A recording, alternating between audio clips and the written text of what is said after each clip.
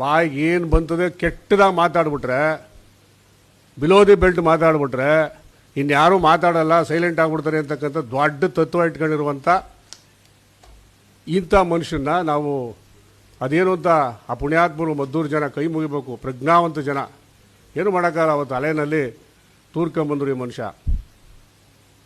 ಅಲ್ಲ ರೀ, ದೇವೇಗೌಡರ ಮುಂದೆ ನಿಂತ್ಕೊಳ್ಳೋ ಯೋಗ್ಯತೆ ಇಲ್ಲ, ದೇವ್ರ ಹೆಸರೇಳೋ ಯೋಗ್ಯತೆ ಇಲ್ಲ ಈ ಮನುಷ್ಯನಿಗೆ. ಇವನೊಬ್ಬ ಶಾಸಕ.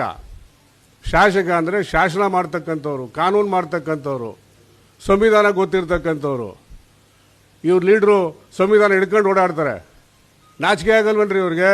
ದೇವೇಗೌಡರು ಮನ್ಸು ಮಾಡಿದರೆ ಒಂದು ವಾರದೊಳಗೆ ಮೊಮ್ಮಗನ ಬಿಡಿಸ್ಬಿಡ್ಬೋದಾಯ್ತು ಅಂತಾರಲ್ಲ, ಇವ್ರ ಲೆವೆಲ್ ಇಳಿಬೇಕಾಗಿತ್ತು ದೇವೇಗೌಡರು.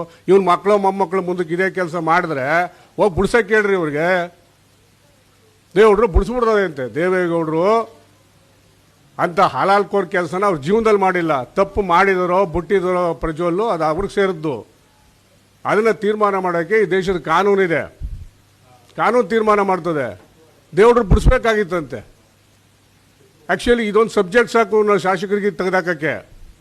ಒಬ್ಬ ಶಾಸಕ ದೇವ್ರ ಮನಸ್ಸು ಮಾಡಿದ್ರು, ಮಾಜಿ ಪ್ರಧಾನಿ ಮನಸ್ಸು ಮಾಡಿದ್ರೆ ಒಂದು ವಾರದಲ್ಲಿ ಬಿಡಿಸ್ಬೋದಾಯ್ತು, ಬಿಡಿಸ್ತೀವಲ್ಲಪ್ಪ ಅಂತ ಕೇಳಿದ್ರೆ ಇವ್ರು ಆ ಕೆಲಸ ಮಾಡ್ಕೊಂಡು ನಿಂತವ್ರೆ ಅಂತ ಆಯಿತು.